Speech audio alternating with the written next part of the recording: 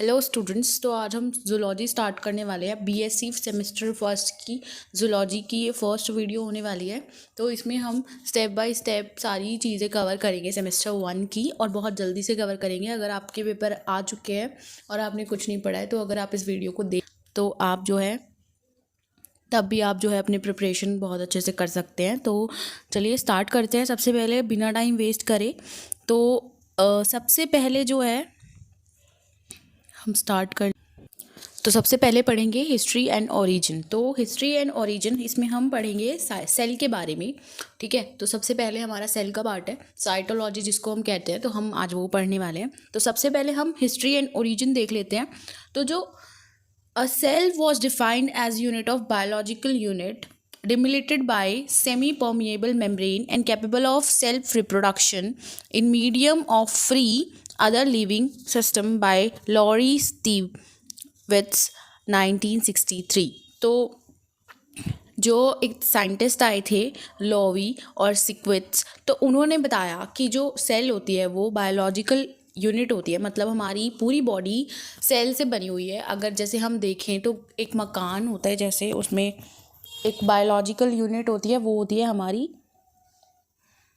एक ईंट। उसी तरीके से हमारे बॉडी की एक बायोलॉजिकल यूनिट है, वो है सेल। ठीक है, तो उन्होंने ये बताया। और सेल जो है वो सेल्फ रिप्रोडक्शन कर सकती है, साथ ही वो परमिएबल मेम्ब्रेन होती है उसके साइड में। ठीक है, तो इस तरीके से उन्होंने बताया।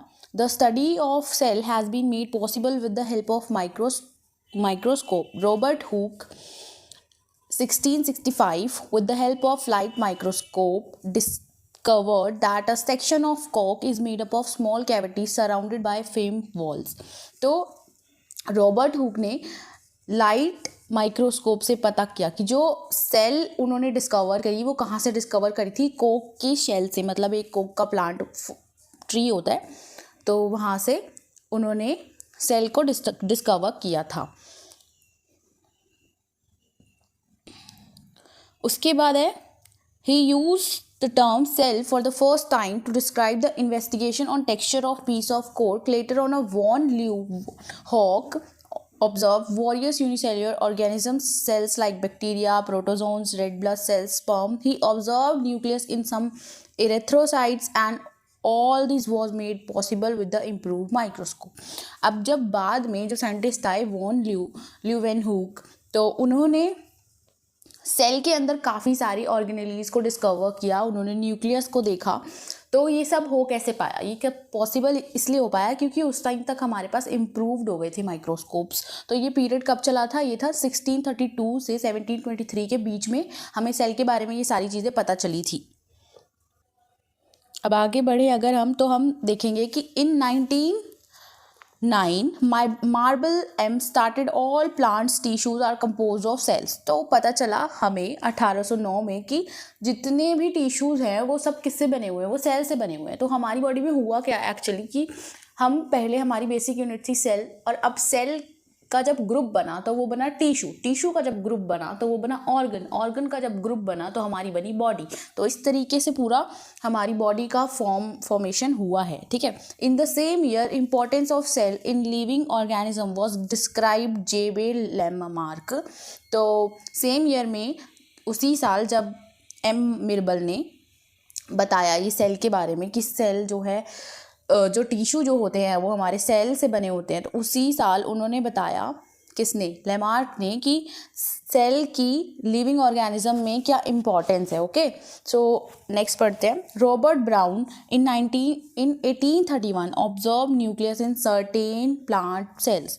उन्होंने, रॉबर्ट ब्राउन ने 1831 में ऑब्जर्व किया कि जो प्लांट सेल्स होती है उसके अंदर भी न्यूक्लियस प्रेजेंट होता है। Okay, Mimosa cells were boiled in nitric acid by Dutrochet 1837 to separate the cells to conclude that organic tissues are composed of globular cells united by simple adhesive forces।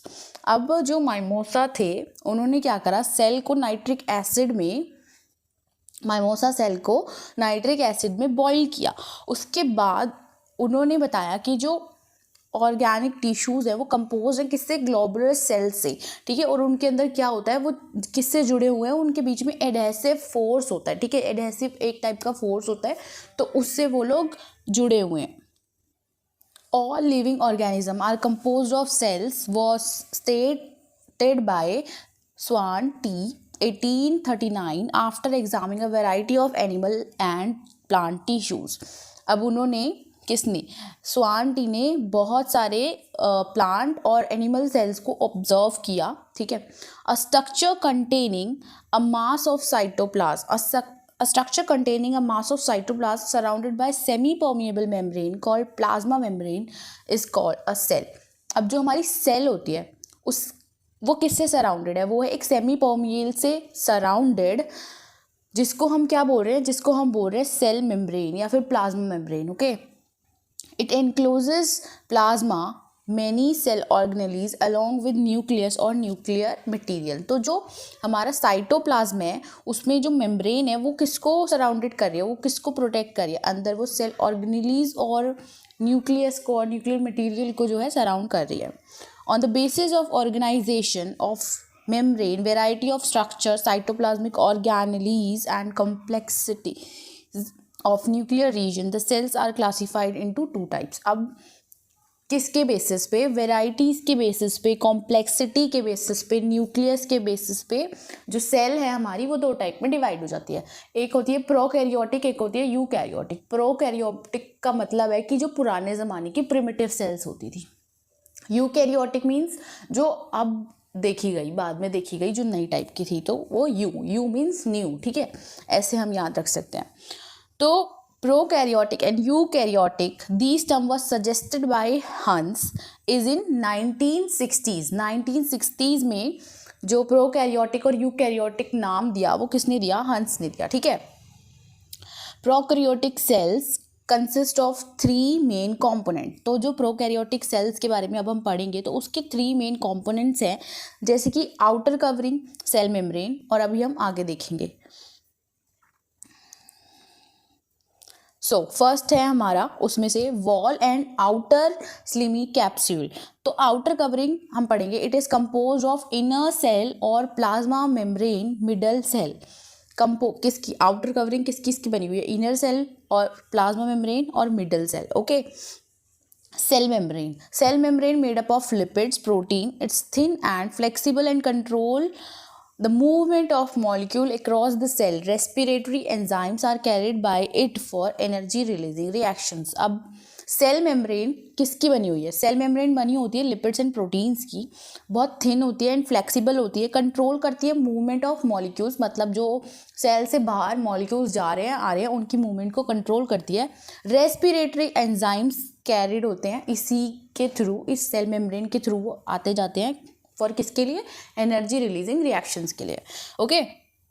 So next हम पढ़ रहे हैं मीजोसोम्स। मीजोसोम्स क्या होते हैं, the infolds of plasma membrane bear respiratory enzymes and these are considered analog of to the mitochondria of eukaryotic। अगर तुमने eukaryotic cells के बारे में पढ़ा होगा तो उसमें तुमने एक चीज़ पढ़ी होगी माइटोकॉन्ड्रिया।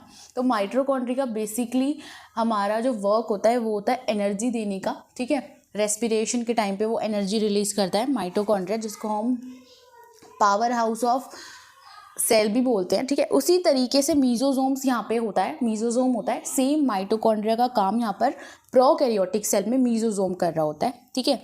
तो हम नेक्स्ट पढ़ लें। Similarly the pigment and enzyme molecule that absorb and convert light into chemical in photosynthetic cells are also associated with the plasma membrane in folds called photosynthetic lamella। तो सिमिलरली जो pigment होते हैं, pigment and enzyme होते हैं किसमें, prokaryotic cells में, जो क्या करते हैं लाइट को एब्जॉर्व करके केमिकल एनर्जी में फोटोसिंथेसिस में हेल्प करते हैं, ठीक है। तो इनको हम क्या कहते हैं, इस पिगमेंट को हम कहते हैं फोटोसिंथेटिक लैमेला, ओके। सो ये हमारी एक बैक्टीरियल सेल है, तो इसका स्ट्रक्चर आप देख सकते हैं। आउटर पे आपको यहाँ पे कैप्सूल दिख रहा होगा, इस कवरिंग को हम कैप्सूल बोलते हैं। सेल वॉल दिख रहा होगा, cell plasma membrane and plasmid, plasmid जिसमें हमारा जेनेटिक मटेरियल कैरी होता है, ठीक है। Flagella, ribosomes, nuclear DNA, cytoplasm and pilus, ठीक है। तो इस तरीके से आप अपना डायग्राम भी बना सकते हैं वहाँ पे। नेक्स्ट अगर हम बात करें प्रोकैरियोटिक सेल्स की, तो prokaryotic cells are most primitive cells, have simple structural organisation, it has a single membrane system. तो बहुत ही पुरानी सेल्स, सिंपल स्ट्रक्चर होता है इनका और सिंगल मेम्ब्रेन सिस्टम होता है, ठीक है। They include bacteria, virus, blue green algae, mycoplasm, rickettsiae and spirochetes, ठीक है। तो इसमें कौन कौन से बैक्टीरियाज आ जाते हैं, इसमें आ जाते हैं bacterias, viruses, blue green algae, mycoplasm, rickettsias and spirochetes. Cyanobacteria और blue green algae are largest and most complex prokaryote. तो cyanobacteria and blue green algae large और मोस्ट कॉम्प्लेक्स, मतलब इनका स्ट्रक्चर बहुत कॉम्प्लेक्स है प्रोकैरियोटिक सेल्स में। Photosynthesis of higher plant type have involve, मतलब जो हायर प्लांट में फोटोसिंथेसिस होता है वैसा ही फोटोसिंथेसिस का प्रोसेस इनमें भी ऑब्जर्व किया गया है। Prokaryotic are include in the kingdom Monera. तो अगर आपने किंगडम पढ़े हो मोनेरा प्रोटिस्टा वाले, तो उसमें जो प्रोकैरियोटिक है, प्रोकैरियोट्स है, वो मोनेरा के अंदर आता है, ठीक है। सुपर किंगडम जिसको हम बोलते हैं, ठीक है।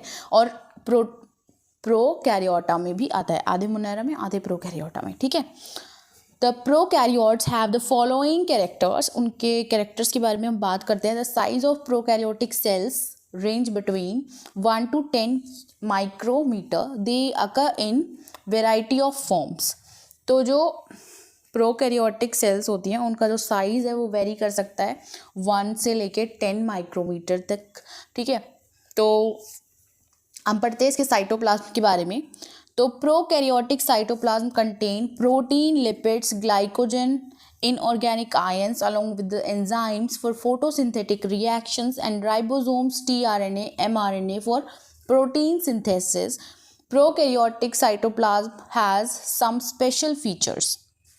अब जो साइटोप्लाज्म है उसमें क्या क्या कैरी हो रहा है, उसमें कैरी हो रहा है protein, lipids, glycogens, inorganic ions, enzymes हो रहे हैं किसके लिए, बायोसिंथेटिक रिएक्शंस के लिए, और राइबोसोम्स प्रेजेंट हैं, टीआरएनए है, एमआरएनए है, किसके लिए, प्रोटीन सिंथेसिस के लिए, ठीक है। तो ये सारी चीज़ें किसमें प्रेजेंट है, साइटोप्लाज्म में।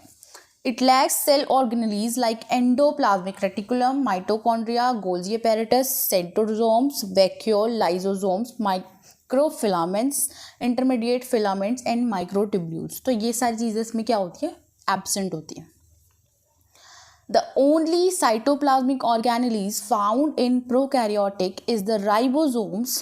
कौन सी ऑर्गेनेल प्रेजेंट होती है, ऑर्गेनेल किसको बोल रहे हैं कि जो साइटोप्लाज्म के अंदर और छोटे छोटे पार्ट्स होते हैं उनको हम ऑर्गेनेल्स बोल रहे हैं। तो जो ऊपर मैंने इतने सारे नाम लिए वो सब एब्सेंट होते हैं, बट इसमें जो है प्रोकैरियोटिक सेल में राइबोसोम्स प्रेजेंट होते हैं। They are smaller than eukaryotic ribosomes. जो राइबोसोम्स होते हैं वो बेसिकली 2 टाइप के होते हैं, 70S और 80S। तो जो इसमें राइबोसोम प्रेजेंट होता है वो होता है 70S वाला। And lie free in the cytoplasm, मतलब सिर्फ तैर रहा होता है साइटोप्लाज्म में। They form polyribosomes at the time of protein synthesis, they are site of protein synthesis. अब इसमें क्या होता है, ये बेसिकली क्या कर रहे हैं प्रोकैरियोटिक सेल में, ये राइबोसोम्स जो हैं प्रोटीन का सिंथेसिस करने के लिए वहाँ पर हैं, ठीक है। तो इसलिए हम इसको साइट ऑफ प्रोटीन सिंथेसिस भी बोल रहे हैं, मतलब कि ऐसी साइट जहाँ पे प्रोटीन का सिंथेसिस हो रहा है, मतलब जहाँ पे प्रोटीन बन रहा है। Okay, so like eukaryotic cells, the cytoplasm of prokaryotic cells does not show streaming movement of cyclosis. मतलब इसमें क्या होता है, यूकैरियोटिक सेल में जो साइटोप्लाज्म होता है ना उसमें मूवमेंट हो रही होती है,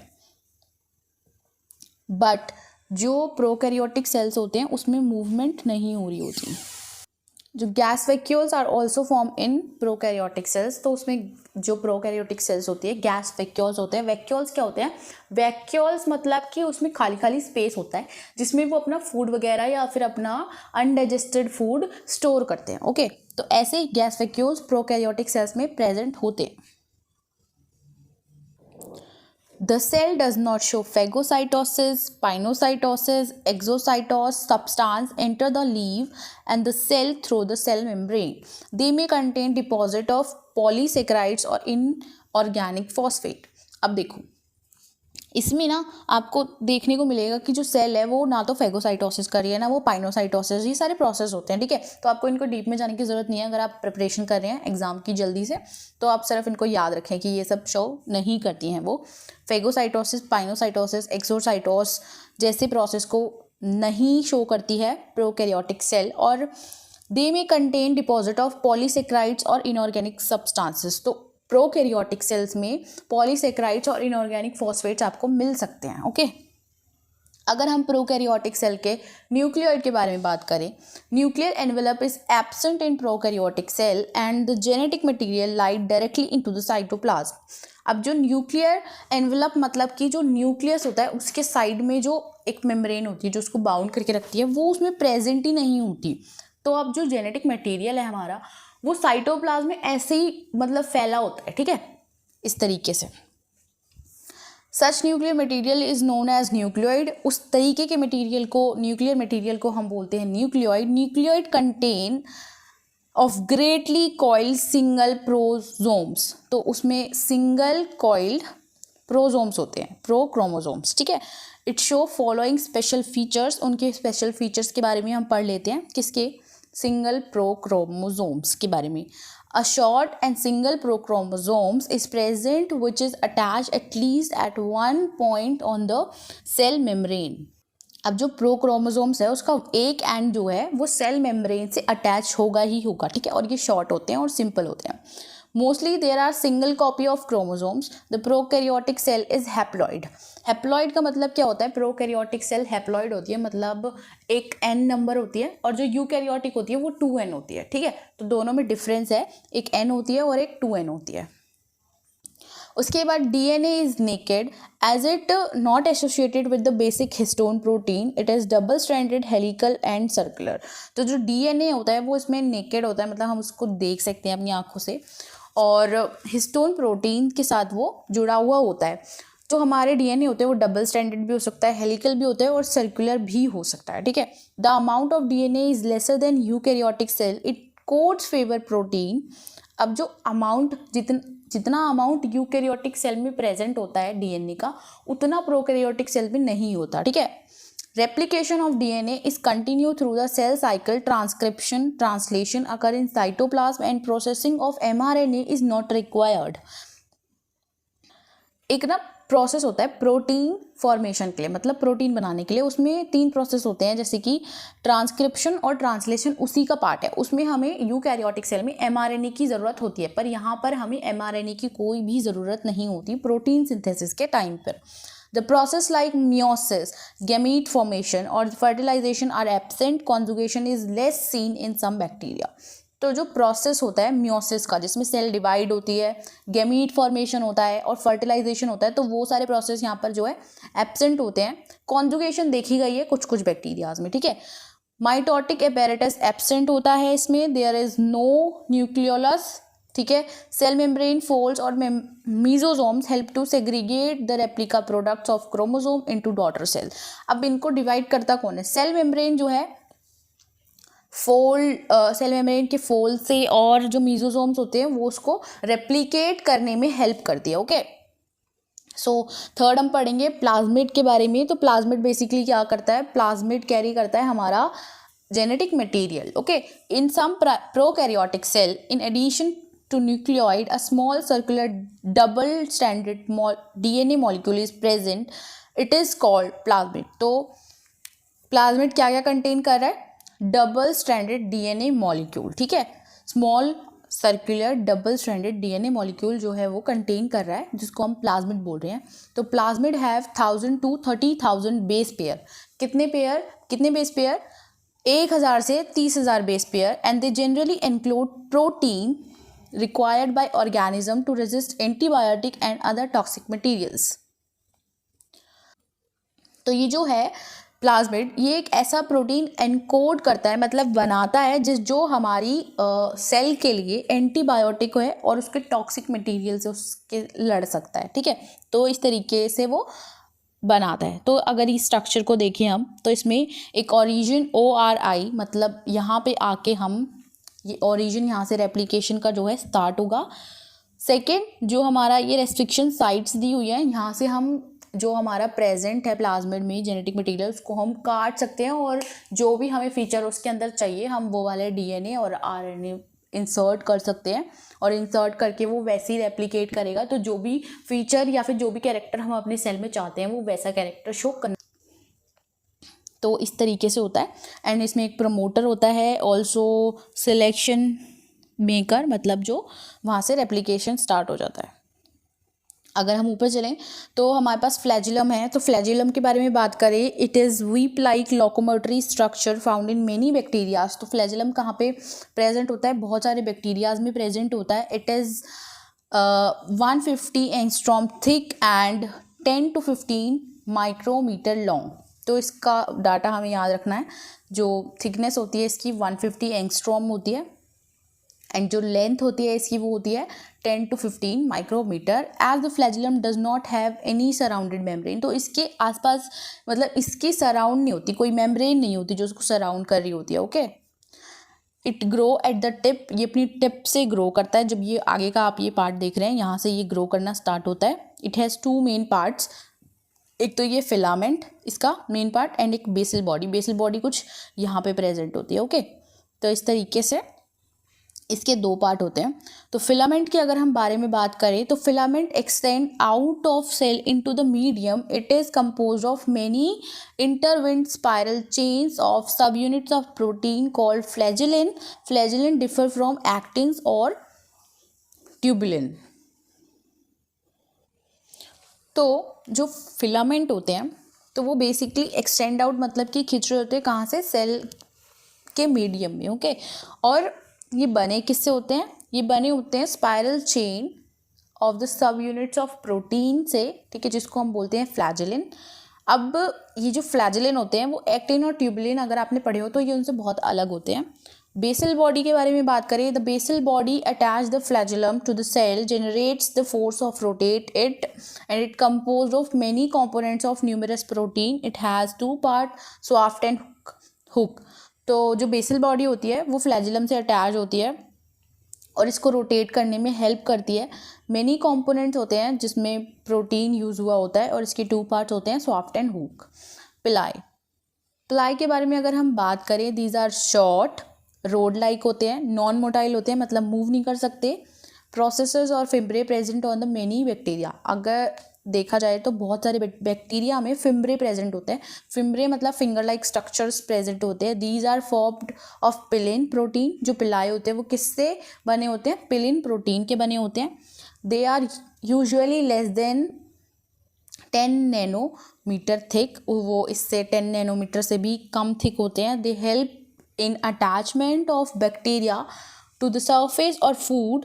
और अनदर जो हेल्प पिलाई होते हैं वो उनको हेल्प करते हैं बैक्टीरिया से अटैच होने में, सरफेस से अटैच होने में या फिर फूड से, ठीक है। Tubular sex pili are also present in some bacteria. तो कुछ बैक्टीरिया ऐसे होते हैं जिनमें ट्यूबुलर सेक्स पिलाई भी प्रेजेंट होते हैं। Prokaryotic cells have all biochemical mechanism required to synthesize complex organic material from simple organic precursors necessary for life। तो जो प्रोकैरियोटिक सेल्स हैं उसमें बायोकेमिकल मैकेनिज्म भी रिक्वायर्ड होता है जिससे सिंथेसिस होता है, जिससे क्या बनता है? Complex organic material. किससे बनता है? सिंपल ऑर्गेनिक मटेरियल से, जो कि नेसेसरी मतलब ज़रूरी है हमारी लाइफ के लिए। तो अभी तक की वीडियो में सिर्फ इतना ही। इसमें अभी आपका नेक्स्ट लेक्चर आप ज़रूर देखें, ठीक है। और अगर आपको लग रहा है कि मैं धीरे बोल रही हूँ तो आप वीडियो की स्पीड को बढ़ा लें और जल्दी जल्दी अपना सिलेबस कवर करें। And thanks for watching. Like ज़रूर करें।